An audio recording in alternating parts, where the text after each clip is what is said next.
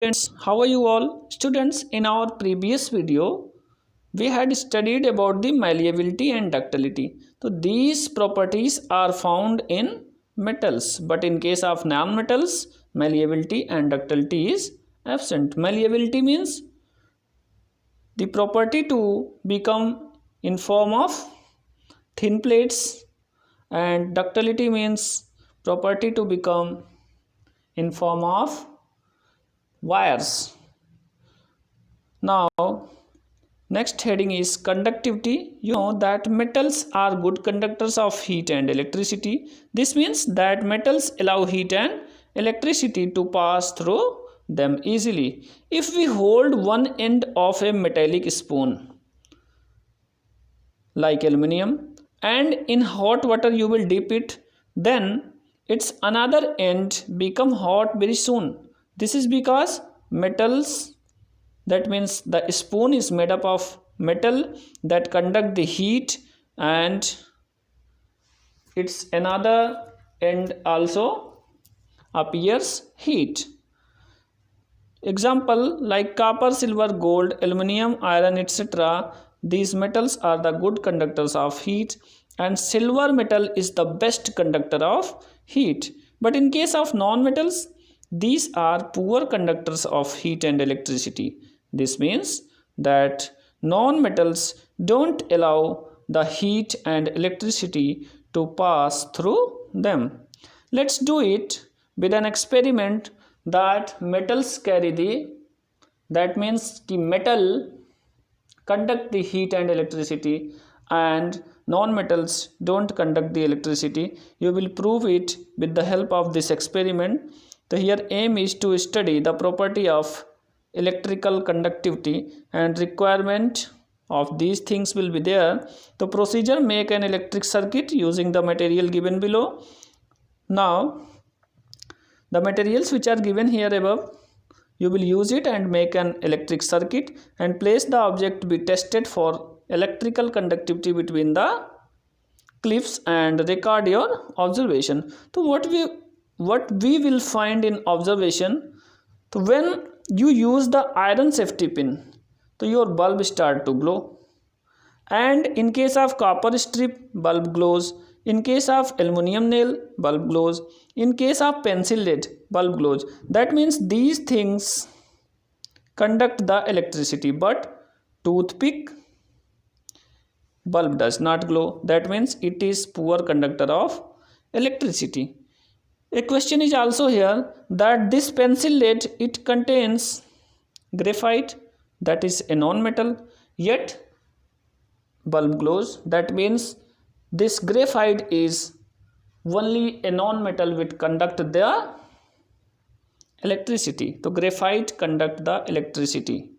Now inference, here wooden toothpicks, they don't conduct the electricity. However, graphite, though it is a non-metal, being an exception which conduct the electricity. For example, here, for example, sulfur is a non-metal which doesn't conduct heat or electricity. There are, however, some exceptions. A form of the carbon, that is diamond, and the diamond is a non-metal which is a good conductor of heat.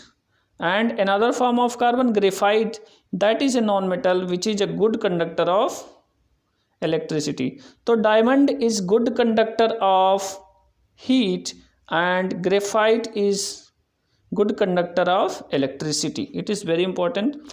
Next quality of metal is luster quality. You know that metals are lustrous, that means metals are shiny in appearance. This means that metals have a shiny appearance. If we observe the freshly cut surface of a metal, we will find that they have a shiny appearance. This is called the metallic luster. In the shiny appearance of metals makes them useful in making jewelries and decoration pieces. For example, gold and silver, they are used for making the jewelries because they are bright and shiny. Next is Here a figure is given here. This is a gold ornament. You make the ornament with the help of gold and silver maximum because they have shiny appearance. Now, non-metals are not lustrous, they are dull.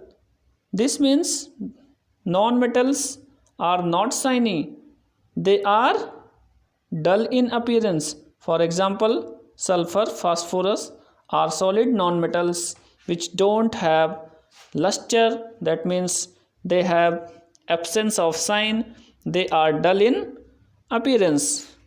There is, however, one exception of non-metal, that is iodine.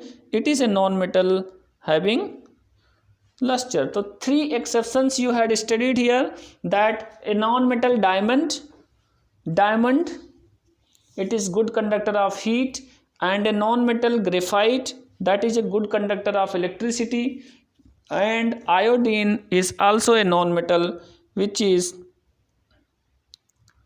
show the luster quality. Now next is strength.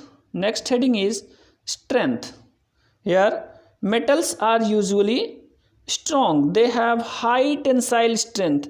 This means that metals can hold large weights without snapping, that means without breaking.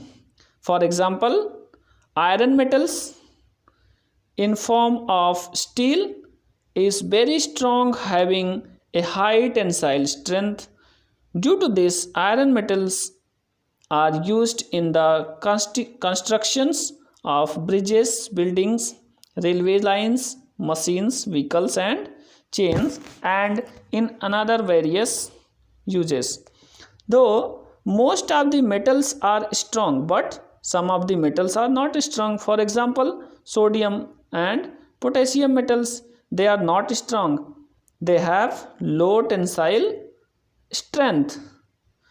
See here a figure is given here. With the help of iron this bridge is made. Then non-metals are not strong, they have low tensile strength. This means that non-metals cannot hold large weights and they are easily snapped. For example, graphite is a non-metal which is, this graphite have not strong, that means graphite have not too much strength in comparison to metals. It has low tensile strength, so a large weight is placed on a graphite sheet is get snapped. Now sonorous quality, sonorous. Next heading is sonorous. Students, you know that metals are sonorous and non-metals are not able to show this property of sonorous, and about this sonorous quality we will discuss in our next video. Till then, thank you.